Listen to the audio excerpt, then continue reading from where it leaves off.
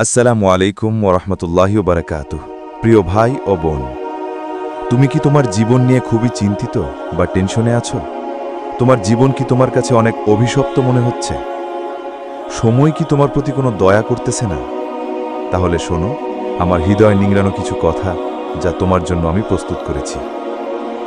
জ্ঞানী ব্যক্তিগণ বলে থাকেন, তুমি যদি সময়ের মূল্যায়ন করো তাহলে সময়ও তোমাকে মূল্যায়ন করবে। সময় মানুষের জীবনের অনেক মূল্যবান একটি সম্পদ, যার ব্যাপারে স্বয়ং আল্লাহ রাব্বুল আলামিন কোরআনে শপথ করেছেন। আজকে আমি তোমার সামনে তোমার দুই অবস্থা নিয়ে আলোচনা করব। আশা করি এর থেকে তুমি উপকৃত হতে পারবে ইনশাআল্লাহ। তাহলে শোনো, দুটি দৃশ্যপট আমি তোমার সামনে সাজাতে পারি। দুই জায়গাতেই তোমার দুই অবস্থা সহজেই তুমি ধরতে পারবে।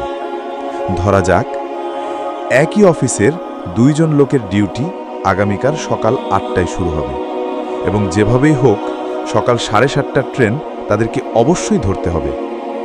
এই দুই লোকের একজন জেগে আছে রাত 2টো পর্যন্ত। 2টো পর্যন্ত জেগে সে কি করেছে? মাইলের পর মাইল ফেসবুক স্ক্রল করেছে, ইউটিউব ব্রাউজ করেছে, কোনো বক্স অফিস হিট করা মুভি কিংবা বেশ দাগ লাগানো কোনো নাটক দেখেছে। রাত 2টোর দিকে ঘুমিয়ে সে জেগেছে সকাল 7টায়। পাক্কা 5 ঘন্টা ঘুমের চক্র পূরণ করতে সে মোটেও ভুল করেনি। কিন্তু তার ট্রেন তো 7:30টায়।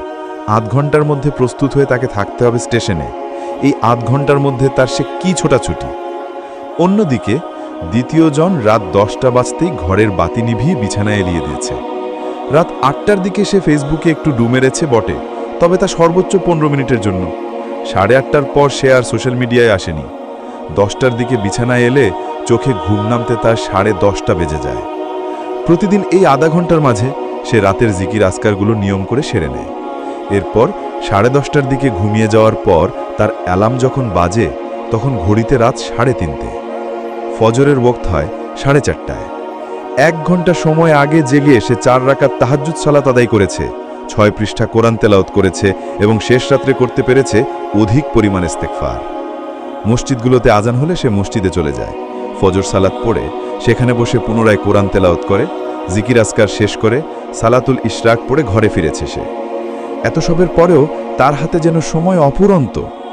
গা শীতল করা ঠান্ডা পানি দিয়ে গোসল সেরে কাপড় চোপড় পরে সে রওনা করল স্টেশনের দিকে। তার কাজগুলোতে কোনো তাড়াহুড়ো নেই, কিন্তু খেয়াল করলে দেখবে দৃশ্যপটের প্রথম ব্যক্তি ঘুমিয়েছে পাক্কা 5 ঘন্টা, আর দ্বিতীয় ব্যক্তিও কিন্তু তার চেয়ে কম ঘুমায়নি। সেও 5 ঘন্টা ঘুমের চক্র পূরণ করে নিয়েছে। কিন্তু দৈনন্দিন রুটিনটাকে কেবল একটুখানি বদলে নিয়ে দ্বিতীয় জন, যেখানে গভীর রাতে তাহাজ্জুদ, কোরআন তেলাওয়াত, জিকির আসকার, ফজরের সালাত, সালাতুল ইশরাক পড়েও খুব ধীরস্থিরভাবে অফিসে যেতে পেরেছে, একই পরিমাণ ঘুমিয়ে প্রথম ব্যক্তি তাহাজ্জুদ দূরে থাক ফজরটা পর্যন্ত কাজা করে ফেলেছে। আর এই রুটিন মানতে গিয়ে অফিসে যেতেও তাকে রোজ হিমশিম খেতে হয়। সময়কে সঠিকভাবে ব্যবহারের এই এক উপকারিতা, এটা যেমন তোমার জীবনকে সহজ করবে, বাড়তি চিন্তা টেনশন থেকে তোমাকে মুক্ত রাখবে, তেমনি জীবনের সব দিকে সময় ব্যয় করার জন্য অফুরন্ত রাস্তা দেখিয়ে দেবে। তোমার কখনোই মনে হবে না যে তুমি একজন ব্যর্থ মানুষ কিংবা তোমার জীবনটা বড্ড জটিল। অন্যদিকে যদি সময়ের সঠিক ব্যবহার তুমি নিশ্চিত না করতে পারো, সময়ের অবাধ অপচয় যদি তুমি অভ্যস্ত হয়ে পড়ো, তাহলে তোমার জীবন ধীরে ধীরে জটিল থেকে জটিলতর হতে শুরু করবে। নিজেকে তখন তোমার কাছে ভীষণ ব্যর্থ মানুষ বলে মনে হবে এক জীবনে যা কিছু করার ছিল তার কিছুই যেন তোমার করা হচ্ছে না। মানসিকভাবে তুমি খুবই বিপর্যস্ত হয়ে পড়বে। প্রিয় ভাই ও বোন, তোমাকে বলছি, অনর্থক কাজে তোমার জীবনের গুরুত্বপূর্ণ সময়গুলোকে নষ্ট না করে গুরুত্বপূর্ণ কাজ এবং রবের ইবাদতে ব্যয় করো। তাহলে তুমি দুনিয়া এবং দুনিয়ার পরবর্তী জীবনে সফল হতে পারবে এবং চিরশান্তির জায়গা জান্নাত লাভ করতে পারবে। আল্লাহ তোমাকে তৌফিক দান করুন, আমিন।